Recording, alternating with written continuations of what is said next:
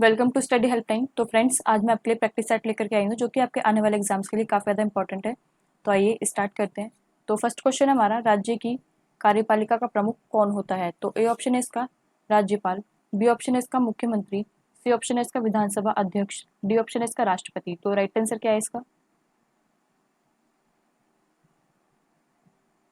इसका right answer आपका option number ए राज्यपाल होता है। तो आप इसे याद रखिएगा, राज्य की कार्यपालिका का जो प्रमुख होता है वो राज्यपाल होता है। तो आप ये याद रखिएगा। और आर्टिकल 153 के तहत जो है यह लिखा गया है कि राज्य में एक राज्यपाल होगा। राज्य में एक राज्यपाल होगा, आर्टिकल 153 के तहत लिखा गया है। और आर्टिकल 155 के तहत जो है, आर्टिकल 155 के तहत जो है उसमें यह लिखा गया है कि राज्यपाल की नियुक्ति राष्ट्रपति करेगा। राज्यपाल की नियुक्ति राष्ट्रपति करेगा, आर्टिकल 155 में। और 153 में लिखा गया है कि राज्य में एक राज्यपाल होगा। तो आप इसे याद रखिएगा। और राज्यपाल बनने की जो आयु होती है वो कितनी होती है आपकी? 35 वर्ष राज्यपाल बनने के लिए इसकी आयु होनी चाहिए। तो आप ये याद रखिएगा। नेक्स्ट क्वेश्चन पे चलते हैं।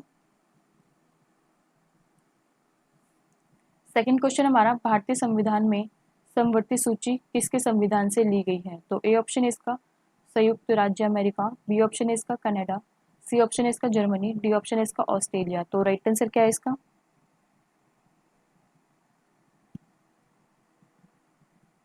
इसका राइट आंसर आपका ऑप्शन नंबर डी ऑस्ट्रेलिया से ली गई है। तो आप इसे याद रखिएगा। समवर्ती सूची जो है ये अनुसूची 7 के अंतर्गत आती है, अनुसूची 7 के अंतर्गत आती है। आप इसे याद रखिएगा।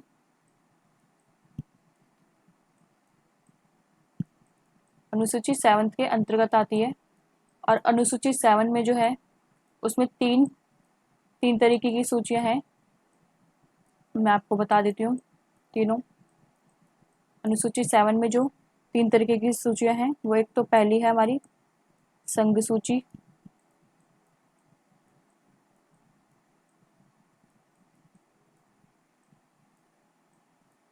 दूसरी हमारी राज्य सूची,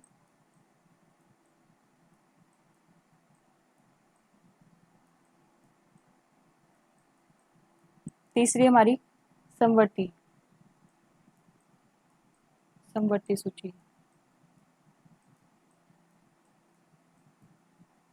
समवर्ती सूची, तो इसमें तीन तरीके की सूचियां होती हैं।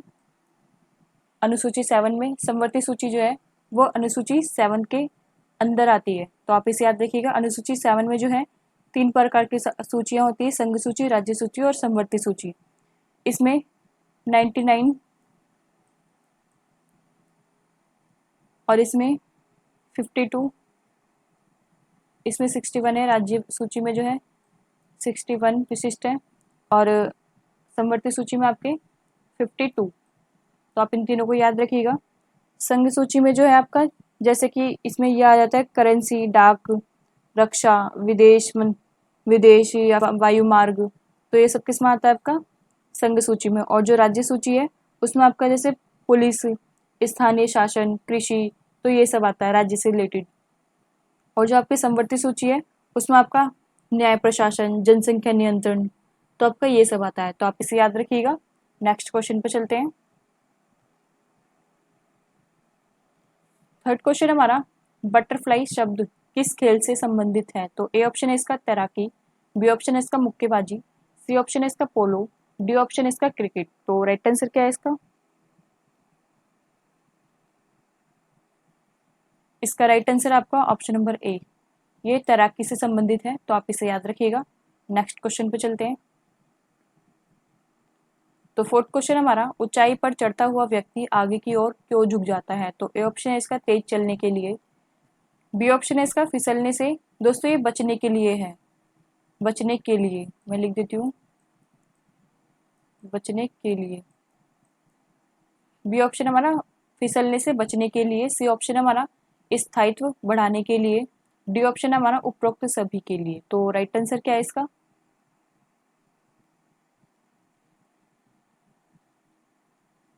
इसका राइट आंसर आपका ऑप्शन नंबर सी, स्थायित्व बढ़ाने के लिए। तो आप इसे याद रखिएगा। जब हम ऊपर की ओर चलते हैं तो हम इसलिए झुक जाते हैं क्योंकि हमें स्थायित्व यानी कि हमें पैर जहाँ पे हम रखते हैं तो उसका जो पैर है वो जम जाए, मतलब कि वहाँ पे हमारा पैर जो है टिक जाए स्थायित्व बढ़ाने के लिए। तो आप इसे याद रखिएगा। नेक्स्ट क्वेश्चन पे चलते हैं। तो फिफ्थ क्वेश्चन है हमारा, कोशिका में पाया जाने वाला अनुवांशिक पदार्थ है। तो ए ऑप्शन है इसका डीएनए, बी ऑप्शन है इसका आरएनए, सी ऑप्शन है इसका प्रोटीन, डी ऑप्शन है इसका कार्बोहाइड्रेट। तो राइट आंसर क्या है इसका? इसका राइट आंसर है आपका ऑप्शन नंबर ए, डीएनए। कोशिका में पाए जाने वाला आनुवांशिक जो पदार्थ होता है वो डीएनए होता है। और डीएनए की फुल फॉर्म क्या है आपकी? डीऑक्सी, मैं लिख देती हूँ, डीऑक्सी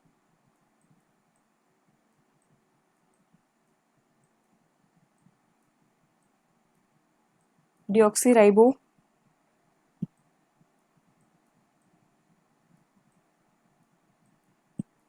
न्यूक्लिक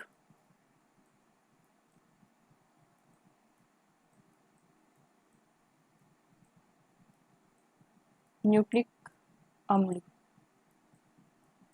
तो आप इसे याद रखिएगा। डीऑक्सी राइबो न्यूक्लिक अम्ल जो है वो डीएनए की फुल फॉर्म है।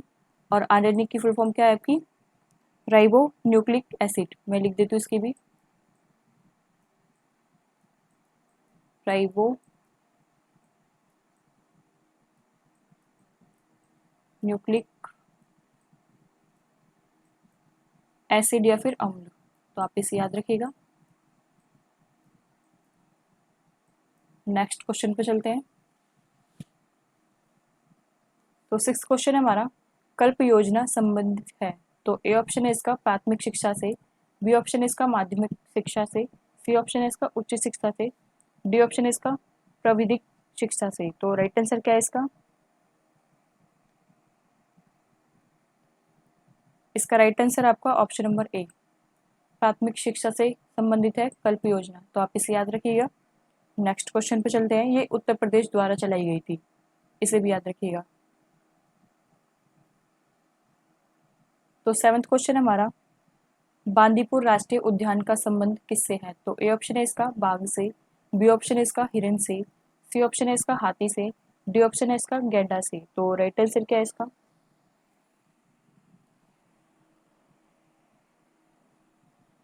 इसका राइट आंसर आपका ऑप्शन नंबर ए, बाघ से संबंधित है बांदीपुर राष्ट्रीय उद्यान। और ये कहाँ पे स्थित है आपका? कर्नाटक में। और ये कर्नाटक में स्थित है। इसकी स्थापना कब हुई थी आपकी? 1973 में। और किसके अंतर्गत हुई थी आपकी? ये प्रोजेक्ट टाइगर के अंतर्गत हुई थी। 1973 में प्रोजेक्ट टाइगर के अंतर्गत हुई थी बांदीपुर राष्ट्रीय उद्यान का जो स्थापना हुई थी वो आपकी टाइगर प्रोजेक्ट टाइगर के अंतर्गत हुई थी। तो आप इसे याद रखिएगा। नेक्स्ट क्वेश्चन पे चलते हैं। 8 क्वेश्चन है हमारा, भाभा परमाणु अनुसंधान केंद्र कहाँ स्थित है? तो ए ऑप्शन है इसका नई दिल्ली, बी ऑप्शन है इसका उत्तर प्रदेश, सी ऑप्शन है इसका बंगलुरु, डी ऑप्शन है इसका ट्राम्बे। तो राइट आंसर क्या है इसका?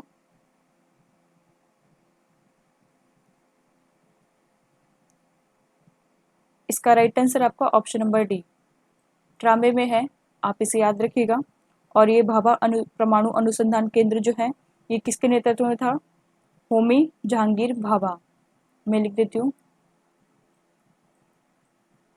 होमी जहांगीर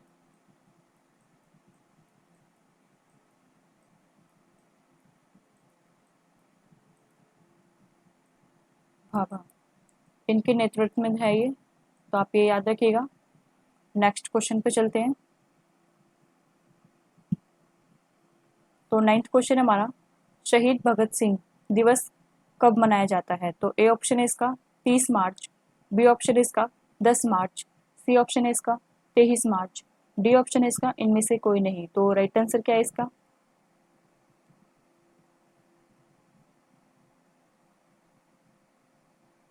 इसका राइट आंसर आपका ऑप्शन नंबर सी, 23 मार्च को मनाया जाता है भगत सिंह दिवस। तो आप ये याद रखिएगा। नेक्स्ट क्वेश्चन पे चलते हैं।